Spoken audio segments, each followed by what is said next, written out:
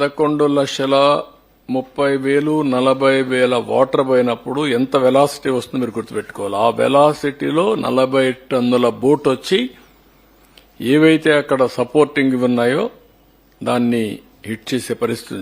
కాలం hit కావాలి, project damage కావాలి. కానీ ప్రాజెక్ట్ డ్యామేజ్ కాలేదు. ఎందుకు? ఆ కాలమును కొట్టకుండా ఇది ఆ సపోర్టింగ్ దాన్ని ఏమంటారు మనం కౌంటర్ వెయిట్ ను కొట్టాయి. ఆ కౌంటర్ వెయిట్ ఇరిగిపోయే పరిస్థితి వచ్చింది. ఇప్పుడు రిపేర్ చేశాను, చూసుంటారు మీరు. What is this? అవి తీస్తే రాలేదు. 4-5 రోజులు ఎన్ని శత విధాల ప్రయత్నాలు చేసి తీసే పరిస్థితికి వచ్చాను. బాధ్యత లేదా మీకు? క్షమాపణ చెప్పరా మీరు? మీ బొమ్మ వేసుకోలేదా? మీ గుర్తులు వేసుకోలేదా? మీ పార్టీ కాదా?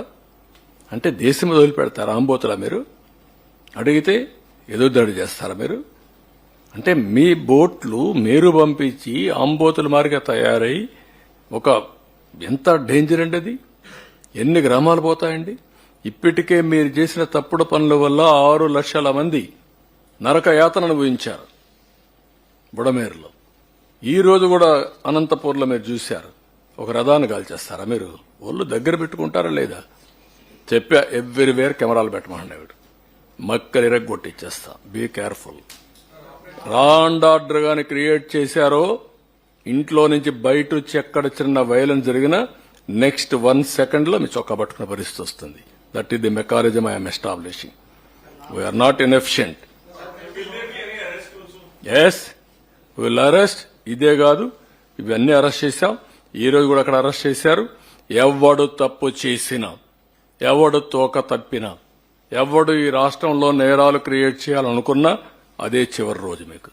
I'm very clear on that. ఎవడైనా సరే ఒకవేళ సవాలుగా తీసుకుంటారా, నేను చేసి చూపిస్తా మీకు.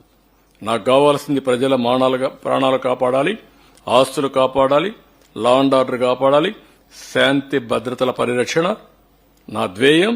దాన్ని వైలేట్ చేయాలని మీ క్రిమినల్ చరిత్రతో మీరు వస్తే మాత్రం కబద్దార్ జాగ్రత్తగా ఉండండి. ఒక్కడిని వదిలిపెట్టను.